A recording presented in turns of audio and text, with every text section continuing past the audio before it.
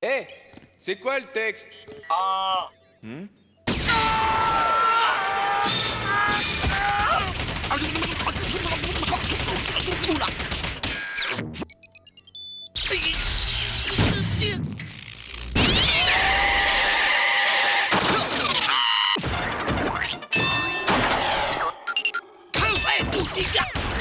Même joueur joue encore.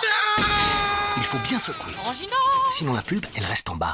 Comment faire de l'orangina de manière 100% naturelle à la maison? Je vous montre. Je coupe en deux 5 ou 6 oranges, je les presse et je les mets entières dans un grand bocal. Je rajoute un peu de gingembre coupé en morceaux, ça aide à la production de gaz, et quelques aromates au choix. Moi je mets un peu de cannelle, quelques grains de poivre et un petit piment séché. Je rajoute 100 g de sucre et je couvre avec de l'eau. J'évite celle du robinet parce qu'elle contient du chlore et ça risque de compliquer l'apparition des bulles. Si vous pouvez, c'est mieux d'utiliser de l'eau en bouteille. Et je ferme, j'utilise un bocal à joint pour laisser le surplus de gaz s'échapper. Si vous en avez pas, vous pouvez juste ne pas fermer complètement le bocal que vous utilisez, ça marche aussi. Je vais le laisser entre 2 jours et une semaine à température ambiante, tout dépend de la température qu'il fait chez vous. Quand les bulles commencent à apparaître, c'est prêt. Si vous vous posez la question, les bulles c'est juste le résultat d'un mélange de lactofermentation et une très légère fermentation alcoolique. Je filtre et je mets en bouteille. C'est à ce moment-là que la boisson va se charger en gaz. Vous pouvez la laisser 2 jours à température ambiante, puis la mettre au frais. Faites quand même attention à la production de gaz, ouvrez la bouteille de temps en temps pour relâcher la pression. Et voilà, un orangina 100% naturel à la maison. Santé!